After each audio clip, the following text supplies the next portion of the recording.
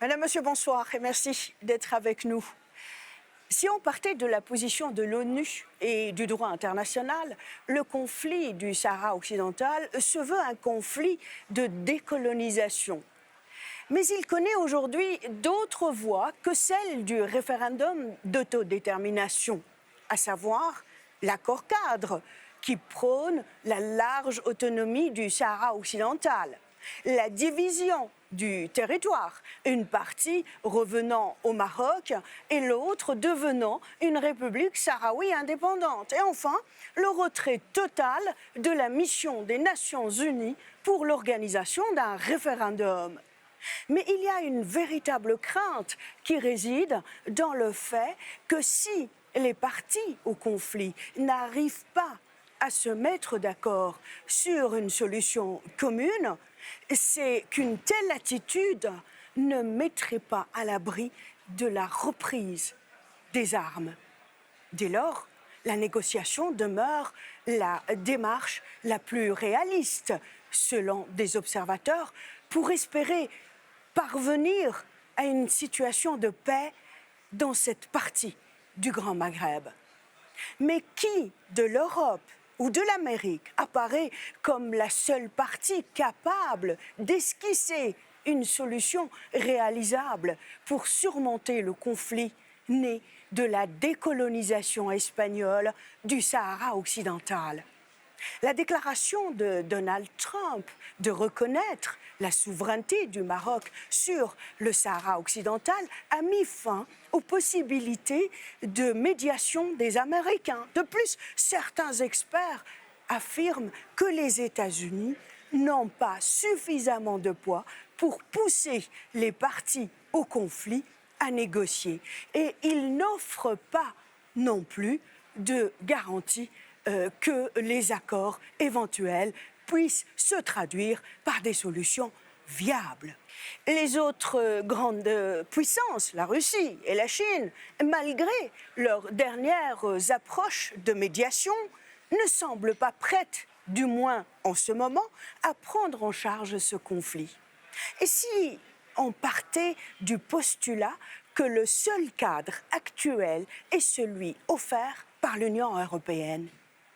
Les 4 parties au conflit, en l'occurrence le Front Polisario, le Maroc, la Mauritanie et l'Algérie, qui ont des relations très denses avec l'Union européenne, pourraient donner à l'Europe la possibilité de jouer un rôle décisif à condition que l'ensemble des pays membres de l'Union s'abstiennent de suivre la voie des États-Unis en reconnaissant la souveraineté du Maroc sur le Sahara occidental et que l'Espagne retourne à sa position de neutralité antérieure. L'Union européenne, frappée de plein fouet par un scandale de corruption inédit, voudrait faire table rase et jouer la carte de la transparence et de l'équité. Pour évoquer ce vieux conflit de presque un demi-siècle, j'ai invité Pierre Galland, ancien sénateur belge et président du Forum Nord-Sud, et Oubi Bouchraya, ancien ambassadeur du Polisario auprès de l'Union européenne, pour cette première partie du mois, puisque nous allons envisager une deuxième partie. Pierre Galland, bonjour et merci d'avoir accepté notre invitation. Bonjour, c'est avec plaisir. Monsieur Bouchraya, monsieur l'ambassadeur, oui. Bonjour et merci d'avoir accepté notre invitation. Bonjour, c'est avec grand plaisir. Nous allons bien sûr consacrer cette émission spéciale et cette première partie de l'émission spéciale sur la situation au Sahara occidental. Mais j'aimerais d'un mot, peut-être comme moi, vous avez reçu l'information qui concerne la députée européenne espagnole, Ana Miranda, qui devait être avec nous aujourd'hui dans cette émission, mais elle a été retenue en Israël. Une réaction peut-être, monsieur le sénateur ? Écoutez, c'est de plus en plus une pratique israélienne de rapporter aux frontières, de renvoyer chez eux, de mettre en prison les gens qui se rendent en Israël parce qu'ils sont obligés de passer par l'aéroport de Tel Aviv pour atteindre les territoires palestiniens. Et donc, ils ne parviennent pas à rentrer, ils sont arrêtés et ils sont expulsés. Je trouve que c'est scandaleux de la part de l'autorité israélienne de faire ce mauvais coup à Namiranda, qui est une personne tout à fait remarquable et estimable. Une réaction de votre part, monsieur l'ambassadeur? Oui, exactement. Je crois que ça c'est une pratique traditionnelle de la part des forces d'occupation israéliennes, mais ça rassemble beaucoup à la fois aussi les pratiques menées par le Maroc aux territoires occupés du Sahara occidental. Les parlementaires, les eurodéputés, ainsi que des journalistes, des observateurs sont expulsés manu militari régulièrement de différentes villes du Sahara occidental. Donc, c'est exactement la même pratique, mais ça ne va jamais empêcher Anna Miranda ni les autres membres du Parlement européen qui iront pour défendre le droit international et la légalité en Palestine, mais aussi au Sahara occidental. Oui, je rappelle qu'elle est partie en délégation officielle avec d'autres collègues à elle, d'autres collègues députés européens qui, eux, ont pu passer, donc, et pas elle. On va aller dans notre sujet d'aujourd'hui et je poserai ma première question peut-être à vous, Monsieur Bouchraya. Quelle est la situation aujourd'hui au Sahara occidental? Comme vous savez, je crois que je n'ai pas besoin un peu de revenir sur l'histoire du Sahara occidental, mais je crois que aujourd'hui, après 30 ans de déploiement de la mission des Nations Unies, la MINURSO au Sahara occidental, le référendum n'est pas encore organisé et c'est à cause de ces refus catégoriques de la part du Maroc de permettre cette consultation démocratique qui s'inscrit dans un package accordé entre le Front Polisario en tant que représentant légitime du peuple du Sahara occidental et les forces d'occupation marocaines sous l'égide de l'ONU pour permettre à ce référendum d'être organisé et aux Sahraouis de décider de leur destin. Après 30 ans, malheureusement, on est revenu à la case de départ aujourd'hui. C'est la reprise des armes qui est pratiquement la réalité quotidienne aujourd'hui au Sahara occidental, après la rupture du cessez-le-feu novembre 2020. Parallèlement à l'action militaire autour de ces murs de séparation militaire érigés par le Maroc pour diviser les territoires en deux parties, dans l'autre côté, sous occupation marocaine, c'est toujours les violations systématiques des droits de l'homme exercées par le Maroc contre l'occupation civile sahraoui.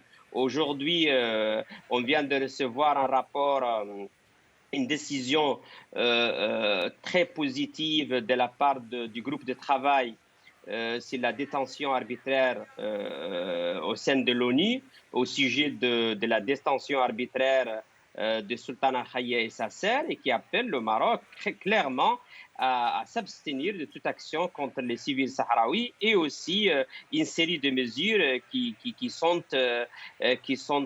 devraient être mises en place pour assurer la protection de cette défenseuse de droits de l'homme. Et bien sûr, c'est l'action diplomatique, c'est le Maroc qui subit d'une façon une succession de revers à travers le monde. À l'Union africaine, le 36e sommet vient de s'achever à Addis Ababa avec un échec clair au Maroc et ses tentatives de contourner cet engagement de principe de la part de l'Union africaine de continuer à défendre le droit du peuple du Sahara occidental et de la République arabe sahraoui démocratique. Et au niveau de l'Union européenne, on connaît bien le Morocco Gate et cette histoire qui vient d'être connue par tout le monde. Et en Amérique latine, ce sont une série de reconnaissances de la République arabe sahraoui démocratique au sein de pays de l'Amérique latine. Et donc, c'est la réalité sahraoui, c'est la lutte du peuple du Sahara occidental qui se voit consolidée, appuyée et soutenue à travers le monde. On reviendra tout à l'heure notamment sur la situation des droits de l'homme dans les territoires occupés du Sahara occidental. Pierre Galland, pour planter le décor, parce qu'il faut le dire, cette actualité n'est pas vraiment prise en charge par ce qu'on appelle aujourd'hui les médias mainstream ici en Belgique. Est-ce que d'un mot, vous pouvez rappeler la position de l'ONU par rapport au conflit du Sahara occidental, s'il vous plaît? Mais vous savez, l'ONU est clairement, en fait, a reconnu que le Sahara occidental est un territoire non autonome. Il appartenait normalement à la puissance coloniale, c'est-à-dire à l'Espagne, de procéder à la décolonisation du Sahara occidental. Et l'Espagne, plutôt que de faire et de procéder comme le demandait l'ONU, suite à l'avis qu'elle avait elle-même demandé à la Cour internationale de justice, Cour internationale de justice qui avait reconnu qu'il n'y avait pas de lien qui reliait, qui faisait une allégeance des Sahraouis vis-à-vis du roi du Maroc, eh bien, l'ONU s'est alors enquis de faire en sorte qu'à la 4e commission, on puisse défendre la cause du Sahara occidental comme territoire non décolonisé. C'est alors que le Maroc a saisi l'initiative de la marche de 300 000 Marocains qui sont descendus, soi-disant pacifiquement, dans les territoires sahraouis. Et il faut savoir que c'était une image pour l'international, pour la publicité internationale, parce que de fait, cette marche était accompagnée d'une offensive militaire et d'une offensive par l'aviation. C'est ainsi que les populations sahraouies ont dû fuir et finalement trouver refuge en partie donc, dans une partie du territoire algérien qui les a accueillis autour de Tindouf. Eh bien, il faut savoir que l'ONU n'a jamais changé de position. Elle reconnaît le droit à l'autodétermination du peuple sahraoui, comme ce fut le cas pour l'ensemble des peuples colonisés. Aujourd'hui, le peuple sahraoui a un droit inaliénable à son autodétermination. Et c'est en 1990, comme le disait Oubi Bouchraya, que l'ONU a fait une intermédiation et a appelé les deux parties au conflit, c'est-à-dire le Front Polisario et le Maroc, à se mettre à table et de négocier une sortie de ce conflit. C'est alors que l'ONU a mis en place la mission des Nations Unies pour le Sahara occidental, mission qui avait pour charge de contrôler la mise en œuvre du référendum d'autodétermination pour le peuple sahraoui. Et je peux vous dire que je me rappelle très bien de cette période parce que dès cet instant, dans les années 90, eh bien, le Maroc a mis tous les obstacles possibles et imaginables, y compris par exemple d'empêcher le débarquement de tout le matériel de la mission des Nations Unies qui sont restés bloqués, ce matériel est resté bloqué dans les ports marocains pendant plus d'1 an. Et ils n'ont eu de cesse que de contester la manière dont l'ONU procédait au référendum. Mais l'ONU a mené sa mission de manière très claire jusqu'au bout. Les observateurs étaient là. Les rencontres avec les populations sahraouies telles que déterminées de commun accord entre le Maroc et le Sahara occidental, eh bien, ce référendum pouvait avoir lieu puisque la liste a été déposée. Elle a été déposée entre les mains des Nations Unies, du Front Polisario et du Maroc. C'est à ce moment-là que le Maroc s'est rendu compte qu'en fait, cette liste donnait raison à la revendication sahraoui non seulement de son droit à l'autodétermination, mais de sa volonté d'être un État reconnu et indépendant, la République arabe sahraoui démocratique. Et à ce moment-là, aussi, à nouveau, le Maroc a mis tous les obstacles pour empêcher la mise en œuvre de l'autodétermination. Et comme le disait l'ambassadeur, eh bien, cela dure maintenant depuis 32 ans. On est donc dans une situation qui est bloquée du fait même du Maroc, qui non seulement est une puissance occupante, mais est une puissance qui veut à tout prix faire entendre que le Sahara serait un Sahara marocain, alors que ni la Cour de justice internationale, ni la Cour européenne de justice, ni la Cour africaine des droits de l'homme et des peuples n'ont accepté cette revendication marocaine tant qu'à présent. Monsieur l'ambassadeur, comment a été perçue la normalisation des relations diplomatiques entre le Royaume du Maroc et l'État israélien. Est-ce que ce fait en lui-même va éloigner davantage la possibilité d'une autonomie, ce qu'on appelle la troisième solution marocaine, ou est-ce que c'est à l'inverse? Globalement, comment les Sahraouis, les citoyens sahraouis ont réagi à cette normalisation? La normalisation entre le Maroc et Israël, je crois que c'est un fait qui existe depuis des décennies maintenant. L'élément nouveau, c'est l'annonce dans un cadre, les accords d'Abraham qu'on connaît tous. Et pour nous, ça c'est un développement tout à fait normal, puisque les deux forces, les deux pays sont des forces, des puissances occupantes militaires de deux territoires, le Sahara occidental pour le Maroc et la Palestine pour Israël. Et aussi le deux luttes du peuple du Sahara occidental et le peuple palestinien, ils ont beaucoup d'éléments en commun. D'abord, c'est l'occupation militaire par Israël et le Maroc, et c'est le droit à l'autodétermination qui est reconnu internationalement et pour le peuple sahraoui et pour le peuple palestinien. C'est les deux mouvements de libération nationale, l'OLP pour la Palestine et le Front Polisario pour le Sahara occidental, qui sont aussi reconnus en tant que représentants uniques et légitimes de ces deux peuples résistants. Il y a aussi le fait du mur militaire de séparation, le militaire qui est érigé au Sahara occidental, et celui aussi qui est érigé au Maroc.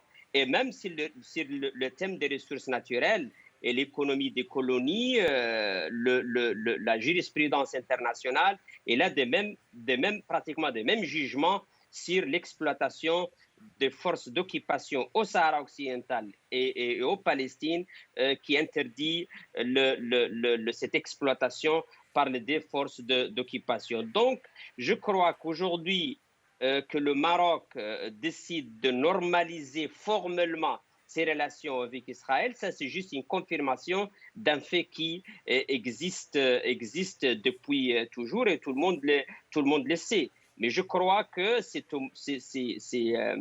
le moment pour que les deux peuples, le palestinien et le sahraoui, se rejoignent dans une lutte commune pour imposer leurs droits contre Israël, mais aussi contre le Maroc. Et je crois que cette alliance, comme elle n'est pas nouvelle, elle n'aura pas d'impact sérieux sur le développement ou sur le cours des événements sur place au Sahara occidental. Israël faisait partie des alliances qui ont soutenu le Maroc depuis son invasion du Sahara occidental en 1975. C'est Israël, c'est l'expertise israélienne qui a servi comme base exclusive pour le Maroc de construire le mur de séparation militaire au Sahara occidental. Et ça n'a pas eu un effet déterminant pour la lutte du peuple du Sahara occidental, puisque le Sahraoui ont continué à résister, ont continué à obliger, et même ils ont réussi finalement à obliger le Maroc à s'asseoir autour d'une table pour négocier l'accord de paix ONU-OIA en 1990 et 1991. Aujourd'hui, même avec cette formalisation de cette alliance, Israël est venu d'une façon beaucoup plus visible au secours du Maroc dans cette deuxième phase de guerre de libération nationale sahraoui contre le Maroc, mais elle aura exactement le même sort que celle qui existait au fin des années 80, au début des années 90. Les Sahraouis sont déterminés plus que jamais pour poursuivre leur lutte de libération. Parallèlement à l'intervention militaire d'Israël au Sahara occidental, il y a aussi une sorte d'intervention par les médias de nouvelles technologies, des médias de diffamation massive. C'est l'histoire qui vient d'être révélé par l'enquête menée par Forbidden Stories et qui révèle que toute une machine opérant à partir d'Israël et qui avait comme objectif central, ou au moins un des objectifs centraux, c'était de diffamer le Polisario et de lui coller toutes sortes d'étiquettes, entre eux, bien sûr, cette relation avec Hezbollah, de thèses comme quoi qu'il lie le Polisario avec le terrorisme et tout ça. Donc, c'est Israël qui vient au secours, pas seulement militairement, mais aussi diplomatiquement, et dans la diffamation et dans l'information. Mais le peuple sahraoui a fait preuve au long de son histoire d'une capacité de résistance et de ténacité. Et je crois que aujourd'hui, ce qui se passe dans les zones occupées, dans les camps de réfugiés, mais surtout autour du mur, et cette action diplomatique qu'on mène et les victoires que le peuple sahraoui, sous le leadership du Polisario, est en train de récolter, c'est la preuve qu'on finira par consolider nos droits et avoir notre droit à l'autodétermination et à l'indépendance consacré. Je vais vous laisser encore la parole, mais je vous demanderai de faire un peu plus court pour me dire d'un mot vraiment les relations entre, d'une part, le Polisario et l'Union européenne. Est-ce que vous avez le sentiment est-ce que vous avez perçu un changement depuis le Maroc Gate? On est encore au début de cette histoire de Morocco Gate. On est toujours dans la phase d'instruction de ce cas et on est à l'attente des résultats de cette phase, mais aussi à la phase suivante qui est la partie de jugement. Mais je crois que le Maroc jouissait d'une impunité et qui était un peu surprenante et étrange à tout le monde. Personne ne comprenait pourquoi le Maroc avait cette possibilité toujours d'échapper à toutes sortes d'actions, toutes sortes de dénonciations au sein de l'ONU, mais surtout au sein de l'Union européenne. Mais voilà maintenant la réponse, c'est qu'il y a eu derrière toute une machine de corruption qui soutenait cette réalité. On espère, on est optimiste comme quoi la découverte de ce scandale ouvrira une nouvelle page pour le peuple sahraoui à travers lequel on aura beaucoup plus de présence, mais aussi accès aux espaces auxquels on était pratiquement interdit pendant les dernières 2 décennies. Je vais poser la même question, ou presque, à Pierre Galland.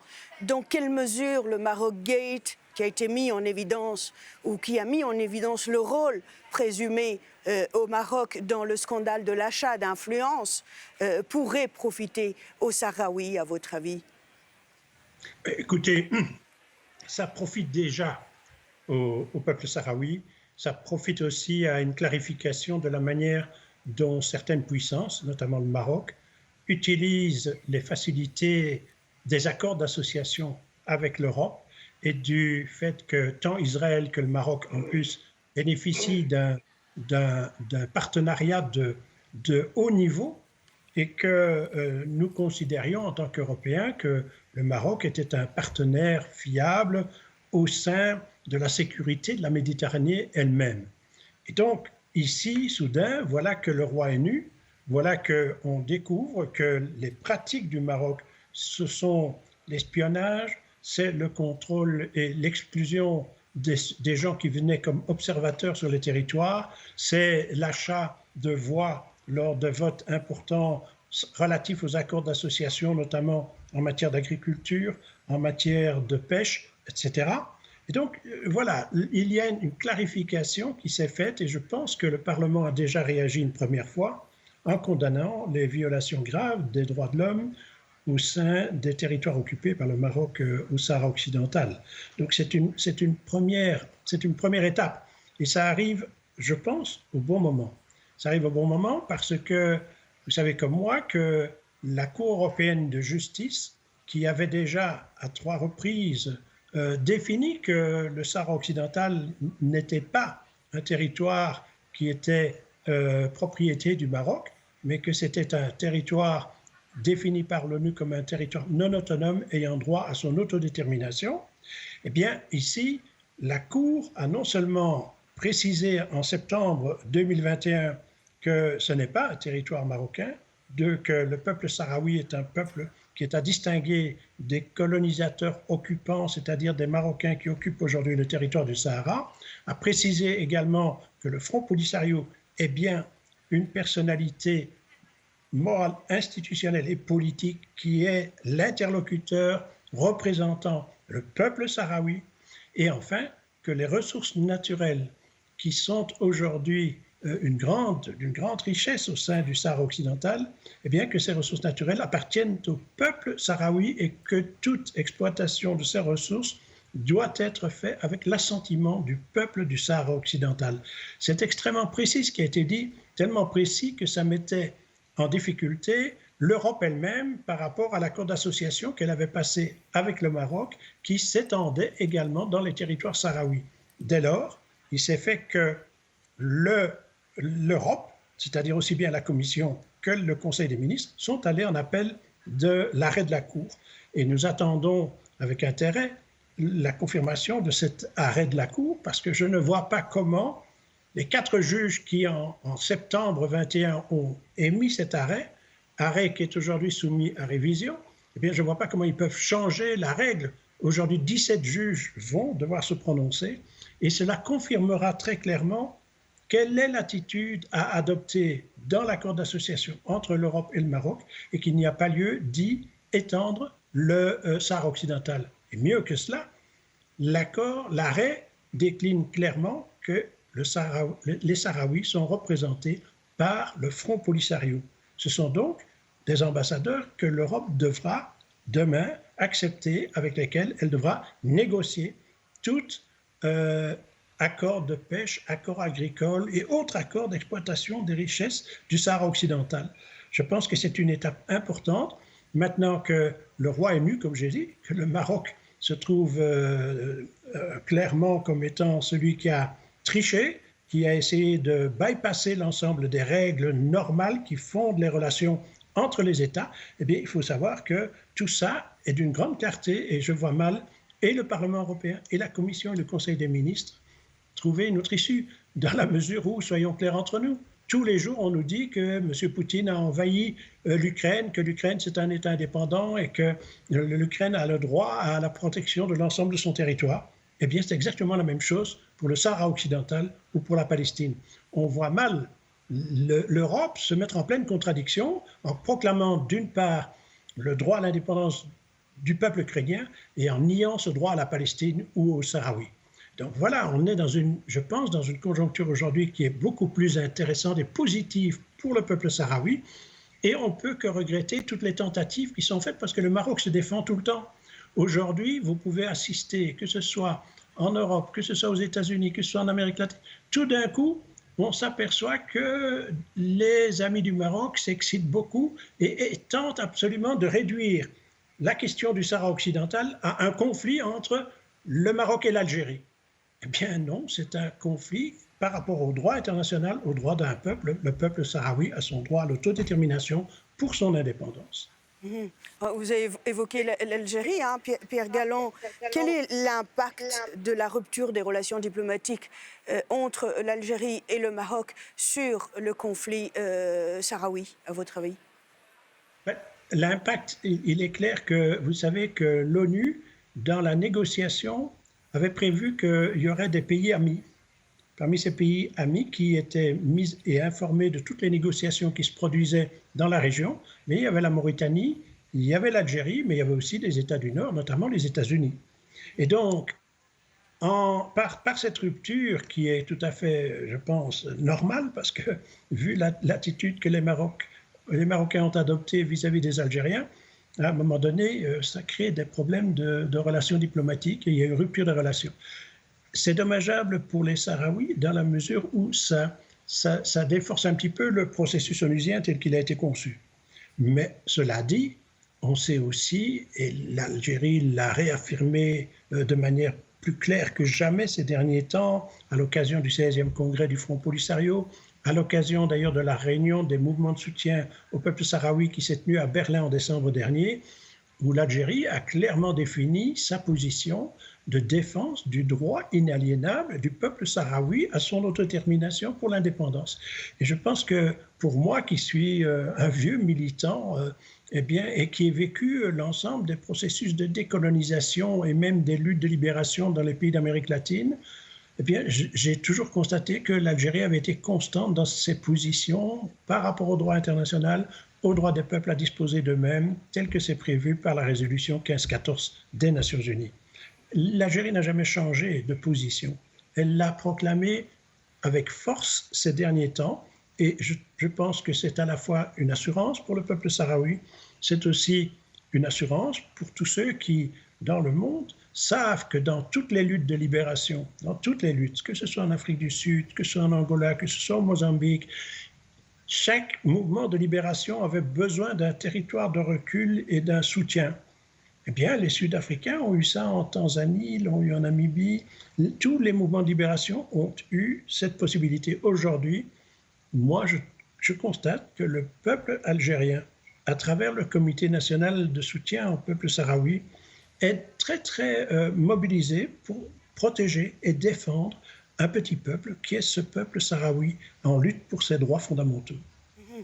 Au fond, l'Union européenne reconnaît que la solution de ce conflit nécessite que le peuple du Sahara occidental exerce son droit de l'autodétermination et de l'indépendance à travers un référendum. Monsieur l'ambassadeur du Sahara occidental ou du Polisario auprès de l'Union européenne pourrait-elle être indiquée pour jouer un rôle de médiation? Tout à fait, je crois que l'Union européenne, à cause de ses politiques, un peu de s'aligner sur la position marocaine, pas seulement dans l'histoire des ressources naturelles, là où le Conseil de l'Union européenne et la Commission ont décidé à violer les termes, mais aussi l'esprit des différentes décisions de la Cour de justice européenne, mais aussi par des accords et d'appuis financiers au Maroc qui consolident son occupation sur le territoire. Je crois que et l'absence d'un appui explicite pour le référendum d'autodétermination au Sahara occidental, je crois que par ce genre de prise de position, l'Europe faisait partie du problème au Sahara occidental. Mais aujourd'hui, après la découverte de ce scandale Morocco Gate et la conviction chez tout le monde maintenant comme quoi le Maroc était derrière, avec une machine de corruption, il était derrière de manœuvres constantes pour influencer les positions des uns et des autres, je crois qu'aujourd'hui, l'Europe se trouve dans une possibilité de faire partie de la solution au Sahara occidental au lieu de faire partie du problème.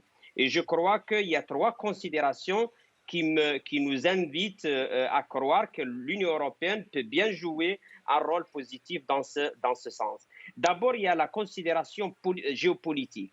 Le Sahara occidental fait partie de l'Afrique du Nord, qui est une région d'une certaine proximité à l'Europe, et donc la stabilité dans cette région fait partie des intérêts géostratégiques de l'Europe et ses intérêts économiques. La deuxième considération, c'est la considération politique et de principe, puisque l'appui au référendum d'autodétermination au Sahara occidental, ça c'est l'appui à la légalité internationale, au droit, mais aussi aux principes et valeurs de l'exercice démocratique au Sahara occidental que l'Europe, qui fait partie des valeurs que l'Europe prétend promouvoir à travers le monde. Et la troisième considération, bien sûr, c'est la considération juridique, là où l'Europe est obligée à faire de la promotion pour cette jurisprudence européenne bien consolidée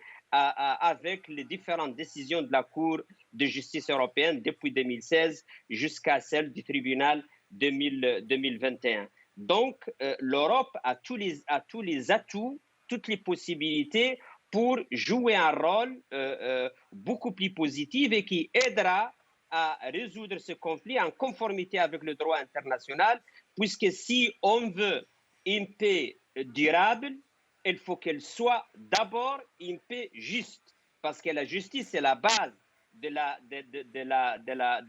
paix durable. Et on est optimiste que pendant 2023, après l'après Morocco Gate, mais aussi la décision de la Cour de justice qu'on attend à la fin de cette année, ces contextes favorables à que l'Europe soit partie de la solution au Sahara occidental se consolident. Pierre Galland, le représentant officiel ici avec nous, en l'occurrence M. Bouchraya, le représentant du Polisario auprès de l'Union européenne, dit que l'Union européenne est indiquée pour une médiation entre, d'une part, le Polisario et, d'autre part, le royaume chérifien du Maroc, mais à condition que les 27 pays, alors membres de l'Union européenne, aient une position de neutralité. Et ma question est par rapport à l'Espagne. J'aurais tellement voulu la poser à notre troisième invité. Je rappelle Ana Miranda, qui est députée européenne espagnole et qui est en ce moment retenue par les forces de l'ordre israéliennes parce qu'elle a fait partie d'une délégation européenne pour se rendre dans les territoires occupés palestiniens et que, comme vous l'avez indiqué au départ, elle est obligée de passer par un aéroport israélien. Donc, vous pensez que la position, le retournement, le revirement de position de l'Espagne récent, qui a consisté à reconnaître la souveraineté du Maroc au Sahara occidental, est-ce que cette position-là doit d'abord changer? Est-ce que l'Espagne ne devrait pas d'abord retourner à sa première position de neutralité? Mais ce n'est pas seulement sa position de neutralité. L'Europe, d'abord l'Espagne. L'Espagne est encore et toujours puissance coloniale. Pour l'ONU et pour le droit international, c'est l'Espagne qui est la puissance coloniale. Elle a passé des accords de Madrid rétrocédant une partie du territoire du Sahara occidental aux Marocains et l'autre aux Mauritaniens. Ça n'a aucune valeur juridique. Donc, si vous reprenez les bases juridiques du droit international, l'Espagne reste la puissance coloniale et l'Espagne, au lieu de jouer des jeux douteux, fondés sur des intérêts purement commerciaux et stratégiques, eh bien, l'Espagne devrait remplir ses obligations en fonction de la Charte des Nations Unies et simplement décoloniser le Sahara occidental. Ce serait la première étape. L'autre acteur important, c'est la France. C'est la France parce que le Maroc, tout le monde sait que, soyons clairs entre nous, le Maroc, c'est un protectorat français. Et les Français ont été tout à fait surpris et furieux de voir Trump s'ingérer dans leur champ de la Franc-Afrique. Et donc, vraiment, il y a deux pays qui ont une responsabilité en Europe essentielle dans toutes ces négociations. Et on sait bien, et on le voit même, que chaque fois qu'il y a une négociation dans le cadre des accords d'association avec le Maroc, les Français sont extrêmement présents. Les Espagnols sont extrêmement présents parce qu'ils ont des intérêts économiques dans la région. Et donc, ces deux pays ont une responsabilité politique éminente. Et vous savez comme moi que généralement, dans l'Europe, les pays de l'Europe font confiance aux anciennes puissances coloniales. C'est comme ça par tradition. Le jour où la France et l'Espagne changent réellement de leur position et disent aujourd'hui, nous reconnaissons le Front Polisario comme interlocuteur dans une négociation qui doit conduire à l'autodétermination du peuple sahraoui, le jour où ils diront ça clairement, et M. Borrell le dit à peu près, il faut bien être clair là-dedans, l'Europe n'est pas simplement du côté du Maroc avec, soi-disant, une large autonomie. Pas du tout. M. Borrell a réaffirmé récemment que le cadre de règlement du conflit, c'est les Nations Unies. Eh bien, que l'Europe s'active pour faire en sorte que ce cadre onusien devienne une pratique par le fait qu'eux-mêmes se mettent en position. L'Espagne doit se retirer définitivement du Sahara occidental. N'oubliez pas que l'espace aérien sahraoui est encore contrôlé par l'Espagne aujourd'hui. C'est bien la preuve qu'ils ne sont pas tout à fait partis du Sahara. La France, elle a un intérêt majeur aujourd'hui. parce que dans la région, on est un climat beaucoup plus serein qui permet une réelle coopération, non seulement avec le Maroc ou avec l'Algérie ou avec le Sahara occidental, non, avec l'entité du Maghreb comme tel.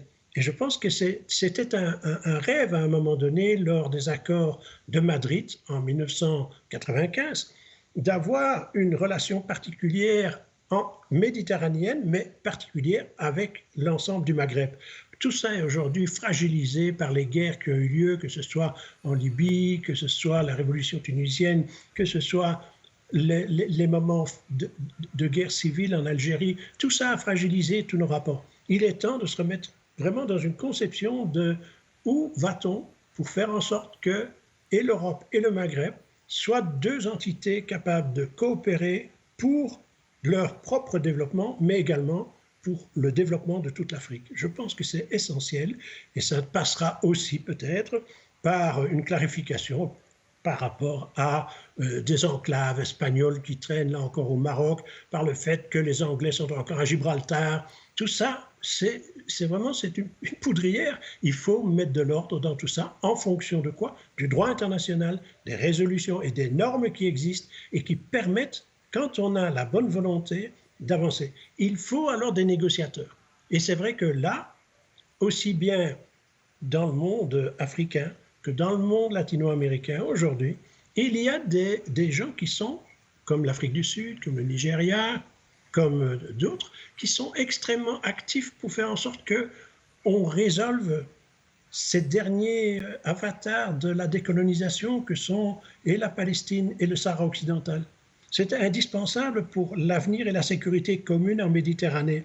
Mais aujourd'hui, on sait que le monde est très perturbé et donc il faudra un gros effort et que toutes les voies qui ont un peu de bon sens, un peu de vision de ce que doit être la sécurité, coopération commune, le développement et la paix dans le monde, eh bien, le Sahara occidental, comme la Palestine, je le dis régulièrement, vous savez, aujourd'hui, on dit que c'est les dernières colonies. Non, c'est l'avant-garde d'un projet de réhabilitation du droit international et de la capacité des peuples de vivre ensemble avec un multilatéralisme reconstruit au sein des Nations Unies.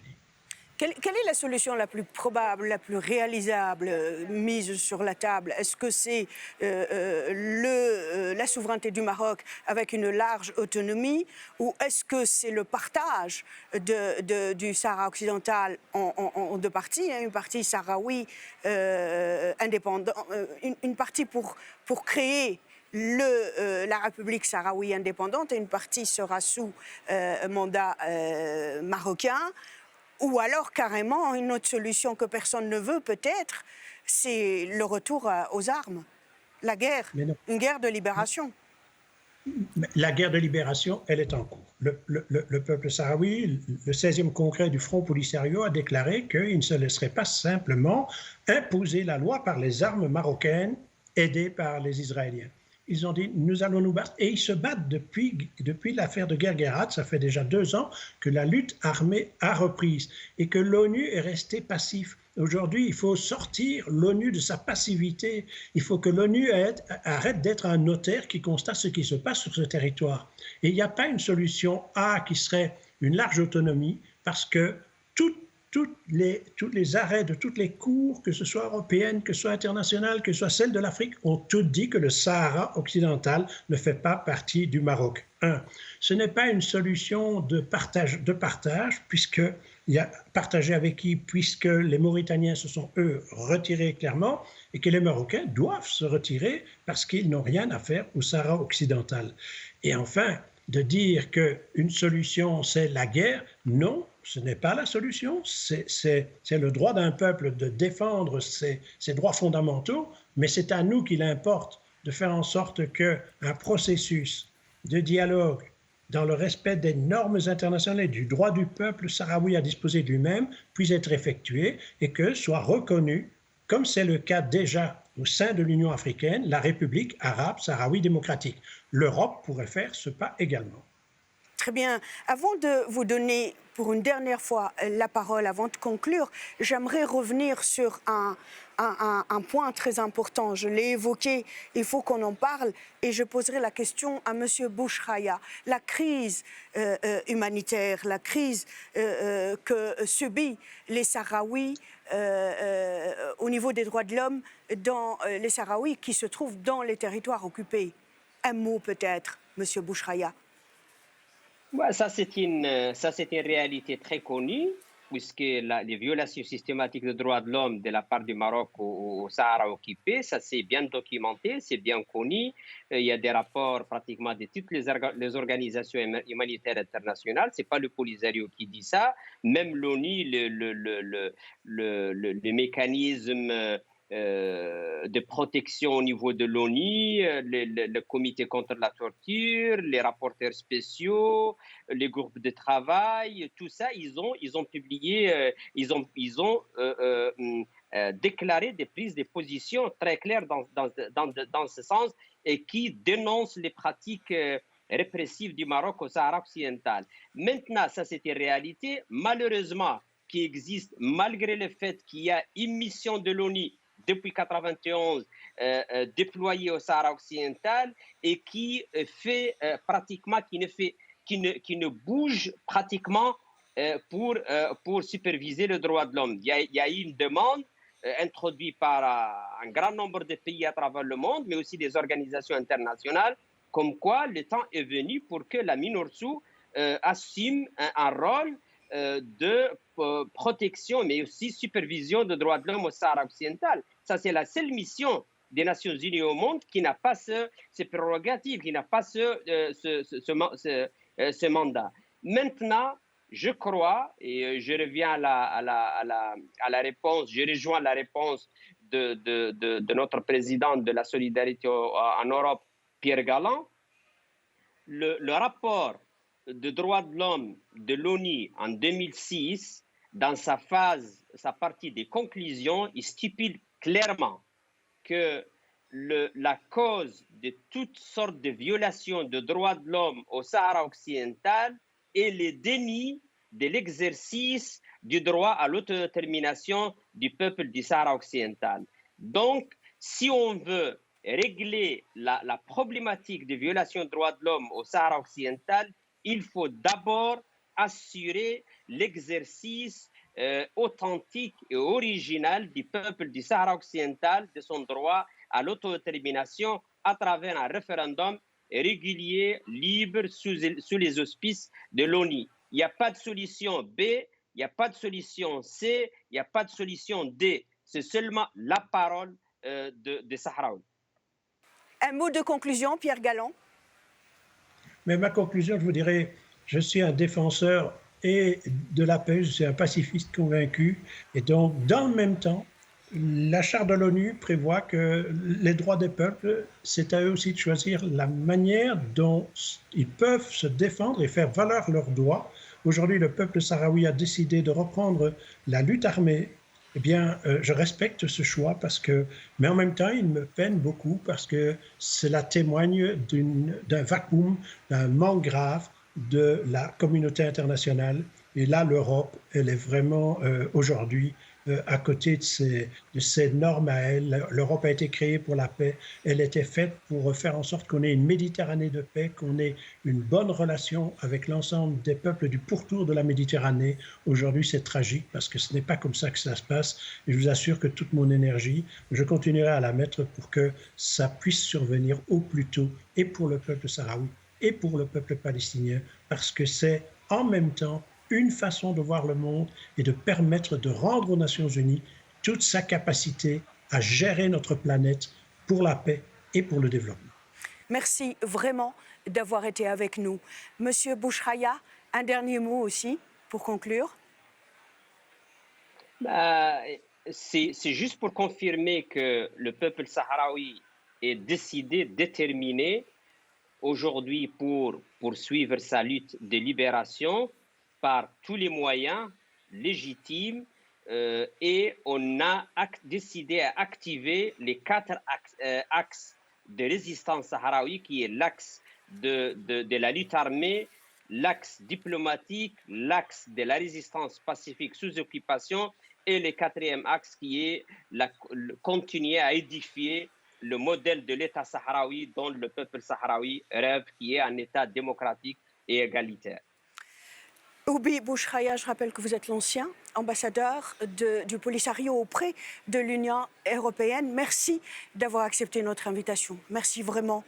Et je rappelle à nos téléspectateurs qu'en principe, on va poursuivre ce vrai dialogue, peut-être la semaine prochaine ou la semaine d'après, en tout cas au retour de l'eurodéputée Madame Anna Miranda. Et comme je vous le disais au début de cette émission, elle se trouve dans les mains des forces de l'ordre israéliennes parce qu'elle a fait partie d'une délégation en bonne et due forme, une délégation européenne de députés européens pour se rendre en visite de travail dans les territoires occupés palestiniens. Madame, Monsieur, cette émission s'achève. Merci de l'avoir suivie. Au revoir.